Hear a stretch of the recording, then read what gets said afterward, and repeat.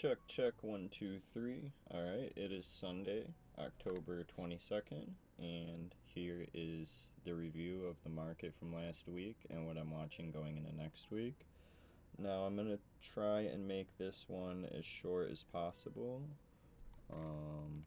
So let's get started. So here's the naked daily chart for ES. Clear head and shoulders that formed over the summer, and we've just been puking since. Last time we were at these levels, we closed out on Friday. It's the point of control from the bars going back to the beginning of 2023. So a lot of buying has been done at this price and near it. So absorption was expected.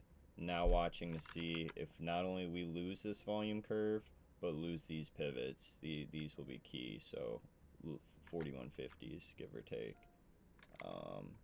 But here, let me get the drawings up. And so on the daily chart, on the 16th candle, we started gap up. With the week before, we failed in this flip zone. So I said in the prior week's video that I'd be watching this. This would be a seller's line in sand. Previous support turned into resistance, already proven once. So last week we failed that again and pretty much puked the rest of the week. Daily candle, open, high, low, close levels were really respected well. Sorry, they're so sloppy. But yeah, this zone, there's no wick on this candle, so they pushed right through it to end the day Friday. But let's keep going to last week's candle. Hang on, let me just double check. Okay, yeah. So going to last week's candle, kind of a 3-bar play or 4-bar play, whatever you want to call it, just a continuation base. But we got these wicks up into what? The same flip zone, support turned resistance, and I drew the sloppy trend line, and just to watch. I didn't give it too much weight, and we broke it. We have weekly EMA crossover 920. We lost the 50 at almost 4,300, and the 200 MA is still just above 4,000 on the weekly. Going back, we lost the 200 last week, and with the rest above us, obviously we have the 9 and the 20 looking like they want to nosedive. But so yeah, last week's candle, this is how the close. Could not fill the wick on this candle completely, so that will be something I would watch to hold, which that is at 42.30. And then for the 4-hour candles, this is what we have. So I told you guys for the longest time now that I kept this upper channel and trend lines for bull case to see us retest it. Well, we did not. We made it 50% of the way there and failed. But I did keep this channel below for the same reason. And mid last week when we were about here, I wasn't sure if we were going to, if this was going to be a pullback long or not. And obviously it wasn't. Even when I show you the lower time frames after, you can see these wicks were respected. Coincidence or not, this channel did help me take some trades, and now we're back in it, so I'll be watching to see if it's respected on the bottom portion or if we just chop sideways. There is this high node here where I would expect support, but this blue dot's where we started Sunday Globex, and shove up, lost the wedge, and pretty much a one time frame down the rest of the week. So that was a 4-hour, gives you the 2-hour. Sat wicking on the trend line, and then we lost it, puked right into it. And the 30-minute.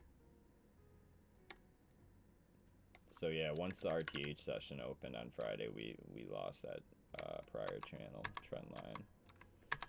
So I saved these for last because not everyone uses TPOs, but so multi-day into one. We had initial balance in the green, lost it, went down, created new multi-day balance, went down again, created a new multi-day balance. So I drew a zone here and here in green, expecting for when we return to the top one to traverse through it immediately and or chop through it. And so lost balance. We went up, one time framed up, closed in the zone, and then overnight gap down, and then that day got back up. So this day we accepted in the zone, spent about 7 days, because I don't count this coming out of the zone, spent about 7 days, 8 days in here, and rejected off this gap twice, which was a huge key level I was watching on this day, and then as well as up here. So I drew a pink balance zone. I cut this balance zone into two from what the balance I saw. I'm not sure positive what day. Maybe it was this day I drew this pink zone. And then I drew a yellow zone below it. You can see it was there on last week's video. Well, after the video, I noticed that I doubled this zone where I just copied it and moved it exactly below, because I didn't have any levels to target downside besides this one that I mentioned on the last week's video, the 250. And so all I did was take this balance, copy it, and paste it below.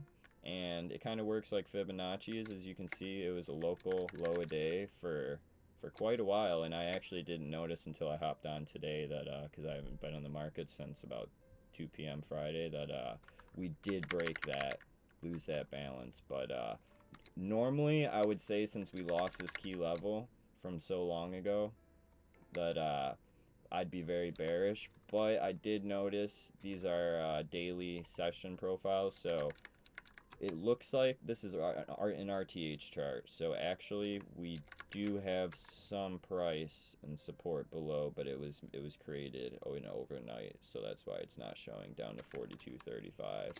But yeah, it's just really interesting to see how the market stays in balance, loses its balance, and how well respected everything was. And so yeah, I'm leaving this gap on watch, and if we lose this zone,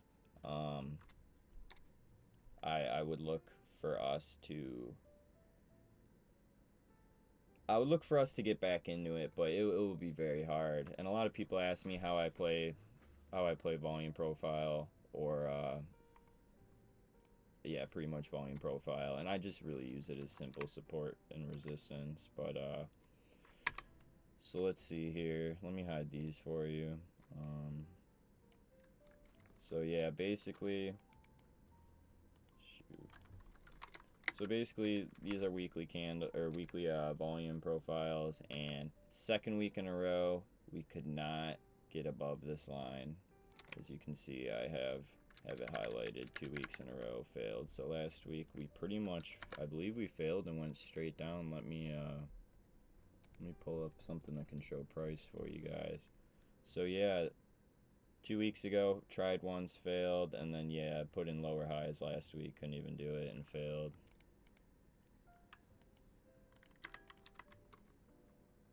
And yeah, so that's everything from last week. Levels I'll be watching is obviously, let's see, 230, 40, alright, let's see, 42.25, we'll round that down. So I'll be watching 225 with low 200s quad. So that's, low 200s to the downside, and then shoot, it's going to be very hard for the bulls. I would love to see this move get reclaimed, where we go test back up here, but it will take a lot for that to happen. So let's have short goals and go for the 20 MA first at 43.30. Even 4,300 is a good first initial target, but my cat is currently clawing at my studio foam wall. Thanks. No, there was one more key thing I wanted to show you guys. Where is it?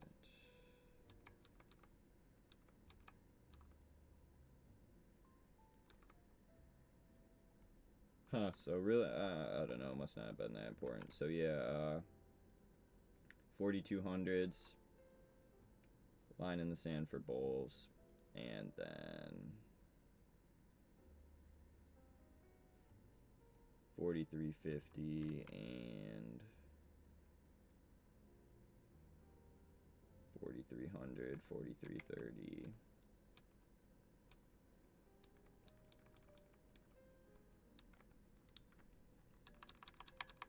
And then just to go over the data we have next week, we have 4 days with high impact: Tuesday, Wednesday, Thursday, Friday.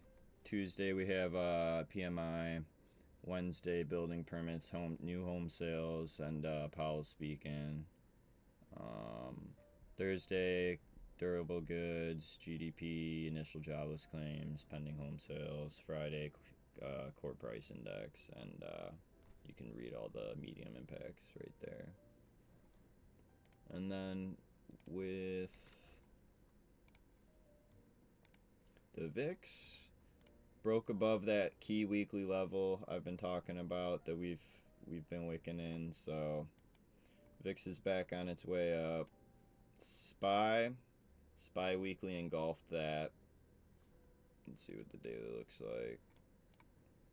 Beautiful curve down on SPY.